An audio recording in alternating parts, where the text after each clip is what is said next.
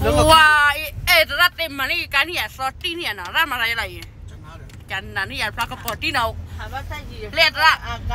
Mu aja lah, tak mana kali. Ya hani.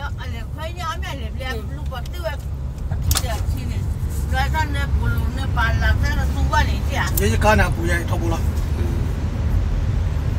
Jatuh, nak bau kasih mana lah? Jangan. Mau datang kaca, kaca lele ni lah. Tak cakap tau mah. Dia datang cuma tak cakap tau. Lele terbe. Oh, nak Monteview ah? Monteview lele seradu sedih amuhi. Lele seradu sedih hingai. Kenapa balik oh apa? Oh, jadi ni lele.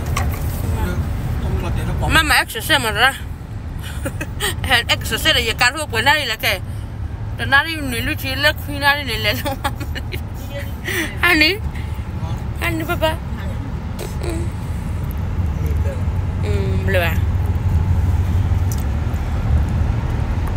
Ya tak masa cadole hi tak mana marah lelu dia. Ye poi liru dia ya puwer.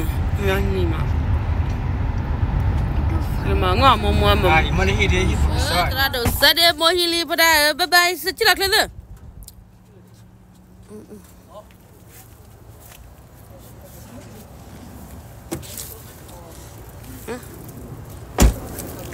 Lah, mana hi?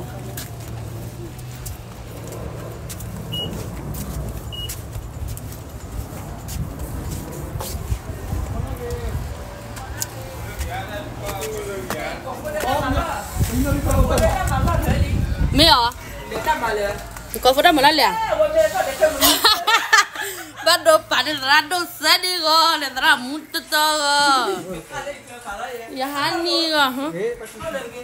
Ya tidak lah, jalan. Ya bukan. Mana boleh? Kali boleh gini, kaya kami jalan, kali boleh jalan mana lah? Oh, wah mau tahu apa ya, ama. Nenek, cina dah. Sudah kaya mu. Nasi tu nasi lah.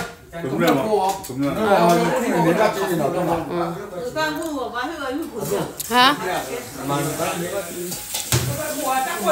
Tidak tua well. Kalau kebu, jangan terasa sedih pawelnya. Terlalu sedih pawel, nya cawan. Bicara nemu tahu dah. Nya cie. Kena. Lali. Agak berbeza kayak. Macam mana? Tak dah kena kai mo. Nó nữa tôi là. Dia hello Paul, pada amet. Tam lu dah kan. Aku cakap dia nak cô đòi dia, cô đòi piu. Ni agak kaya aja orang siapa? Tam lagi dah. Sebab orang ni pas bukan ni. Makanya aja. Wah. Oh iya. Amo klok akha. Mana klok kan? Ni pas tujuan.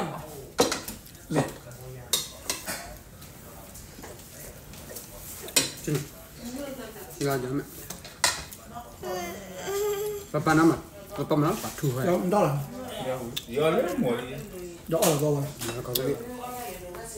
Ini belar kan kami nak bangun. Tuhat. Kasih. Tara, ya hinabo. Oh. Lada sudah baru ni. Lada sudah mau baru ni. Ibu mu ya awak minggu dah. Hah?